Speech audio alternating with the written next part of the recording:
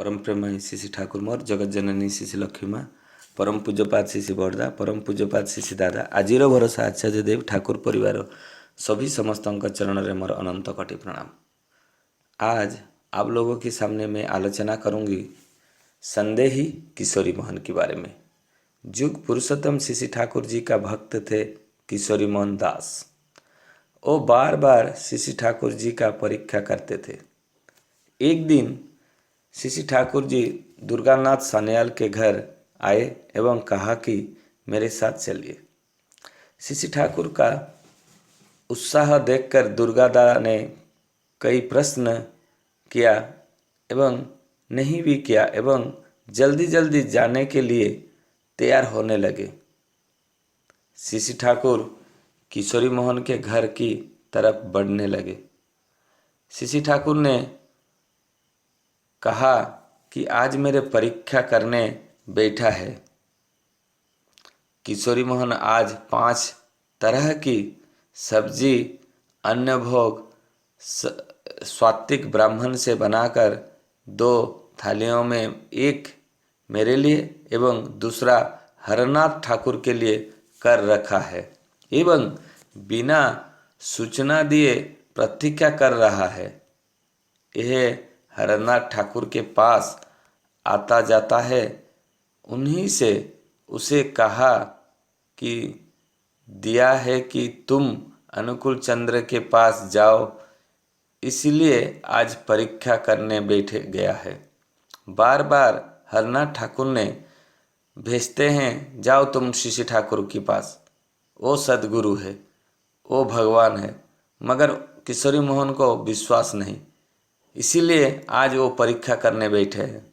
दुर्गादा ने कहा कि हरनाथ ठाकुर का भोग मैं कैसे खाऊंगा, वो तो ठाकुर है। मुझे कहा मत लो, जाइए। ठाकुर ने कहा कि प्रसाद पाना तो सौभाग्य की बात है।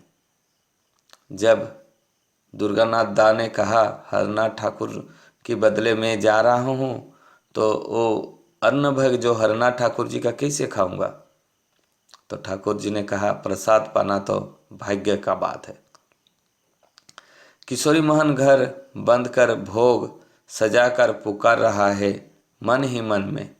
अचानक श्री श्री ठाकुर दुर्गादा के साथ किशोरी मोहन के पास पहुंच गए। किशोरी मोहन को आंखों में आंसू तथा शरीर पुलकित हो गया देखकर श्री श्री ठाकुर जी को। श्री श्री ठाकुर ने कहा कि डॉक्टर खूब भूख लग रही है, कुछ खाने के लिए है। किशोरी मोहन कहा कि ठाकुर मेरे पास यहाँ बैठिए घर के अंदर में। तो डॉक्टर किशोरी मोहन सोचने लगा कि श्री श्री ठाकुर भोग के लिए ही आए हैं, लेकिन ठाकुर हरनाथ नहीं आए।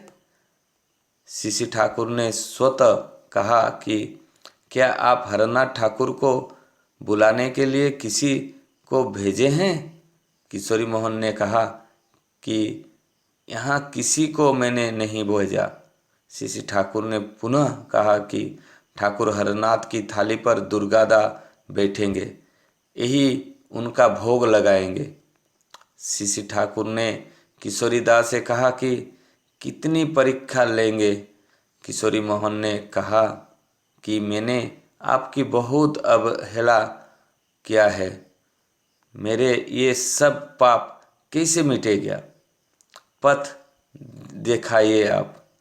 श्री श्री ठाकुर जी ने कहा कि सोना परखना लेने चाहिए, सोना को परख कर लेना चाहिए।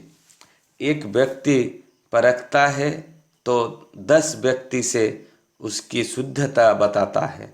श्री श्री ठाकुर ने किशोरी मोहन को अजाम्बिल की कथा सुनाई।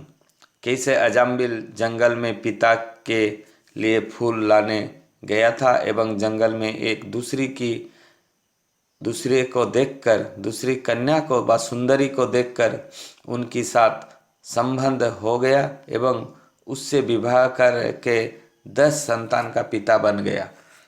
उसने 10वां संतान का नाम नारायण रखा। जब अंतिम समय आया तो अपनी संतान नारायण को पुकारना शुरू किया कि विष्णु के दूत पहुंच गए एवं उसका उद्धार किए। कथा साथ ठाकुर जी एवं दुर्गादा भोग लगा रहे थे। किशोरी मोहन ने देखा कि ठाकुर हरनाथ दुर्गादा की जगह पर भोग लगा रहे।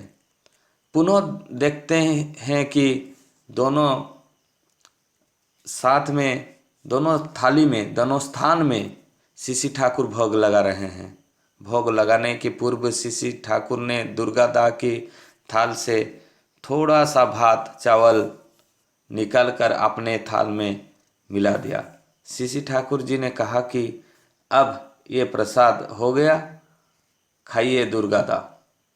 और इधर किशोरी मोहन दा देख रहे हैं ठाकुर जी दोनों आसन में बैठकर भोग लगा रहे हैं।